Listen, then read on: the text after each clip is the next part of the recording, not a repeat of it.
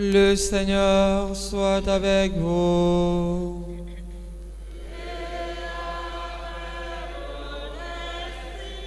Évangile de Jésus-Christ selon saint Luc.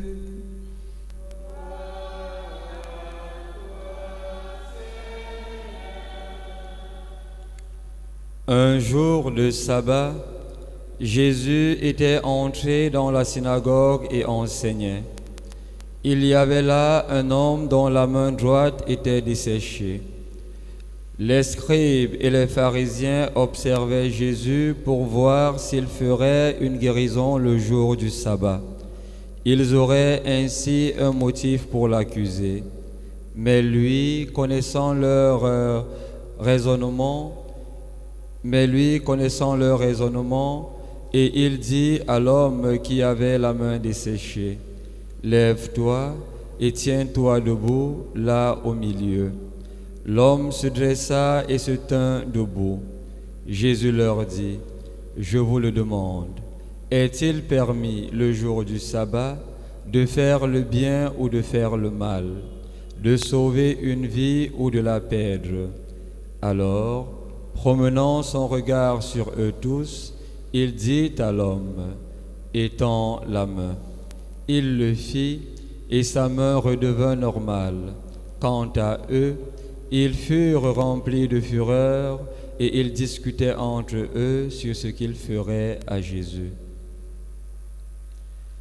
Acclamons la parole de Dieu.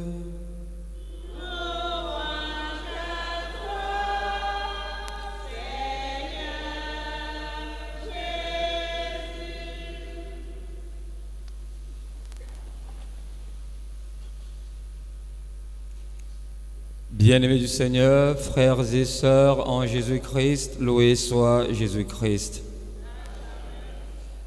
En Matthieu chapitre 5, verset 17, le Seigneur nous rappelle ceci. Il n'est pas venu abolir la loi, mais il est venu l'accomplir. Il n'accomplit pas la loi dans sa tête, il accomplit la loi à travers des actions, mais surtout en enseignant le vrai sens de la loi.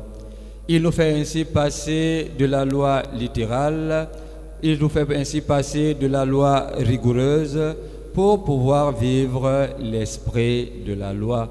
Pourquoi? Parce que de temps à autre, l'application concrète et rigide de la loi n'obéit pas toujours à l'esprit de la loi qui lui est fondé sur l'amour. À Qumran et avec les rabbis, on discutait encore sur la question du bien et du mal le jour du sabbat.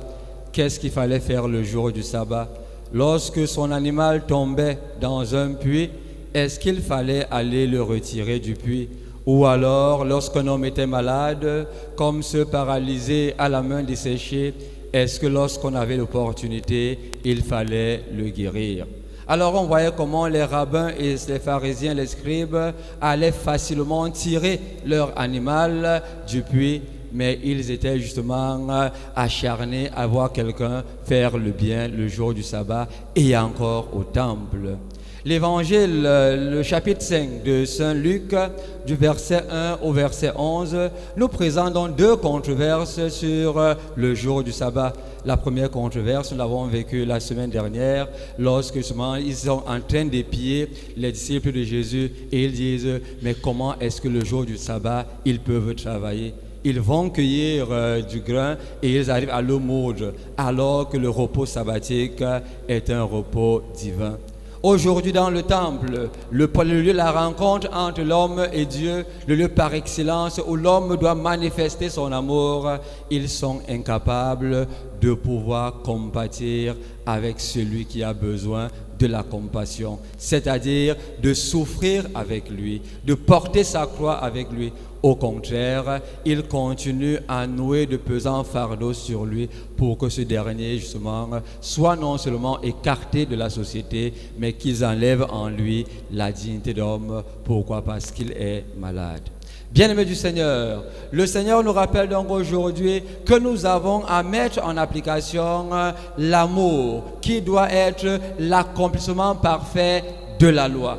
De telle manière que notre appréciation au jour le jour, minute par minute, devant les situations incommodes de ce monde, doit avoir son essence dans l'amour. Autrement dit, nos actes doivent prendre leur début dans l'amour et s'achever dans l'amour. Si nous n'arrivons pas à traiter l'humanité qui est en l'autre comme étant, c'est-à-dire le Christ devant nous, comment allons-nous faire pour avoir part à la vie éternelle?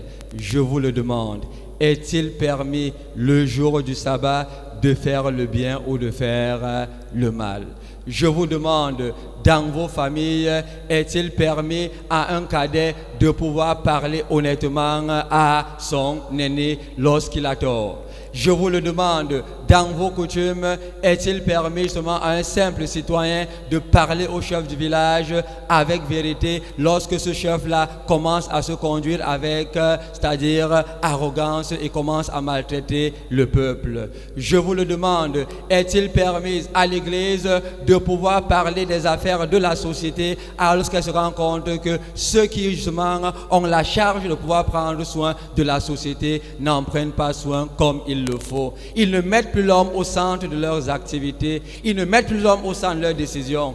Est-ce que la loi a été faite pour asservir l'homme? Que ce soit la loi civile ou la loi religieuse. Toutes ces lois-là qui sont formulées pour le bien de l'homme. Il ne faut donc pas enlever dans cette loi le centre, l'épicentre et même l'essence de cela, c'est-à-dire l'amour. Autrement dit, nous devons vivre chaque jour par amour et avec amour. De telle manière que nos cœurs, justement symbolisés par le bras desséché de l'homme, nos cœurs qui sont desséchés, qu'ils ne portent plus en soi l'amour qui nous aide à vivre selon la droiture et la volonté de Dieu, que le Seigneur leur redonne vie. De telle manière que nous soyons des acteurs et des défenseurs de la vie en toutes circonstances lorsque cette vie-là est menacée. Que nous puissions retirer nos frères de cette incommodité où nous les avons chosifiés, où nous les avons déshumanisés à cause de certains aléas de la vie.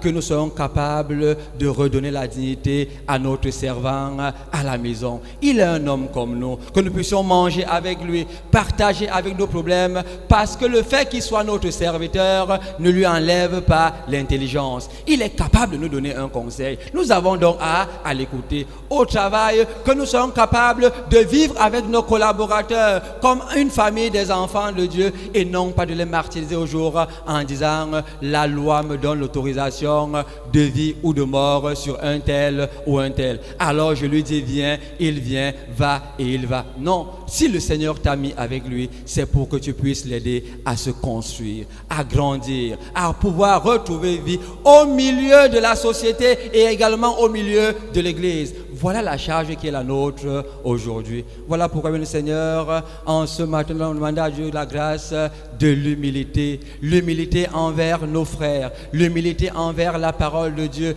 de telle manière qu'elle devienne une parole constructrice. Que les lois deviennent pour nous non pas l'occasion de grandir dans notre cœur et dans notre ego, mais que les lois deviennent l'occasion pour nous de réfléchir sur le bien commun, sur l'amour que Dieu a pour nous et que nous également nous sommes capables de pouvoir partager le même amour pour la plus grande gloire de Dieu et notre propre salut. Loué soit Jésus-Christ.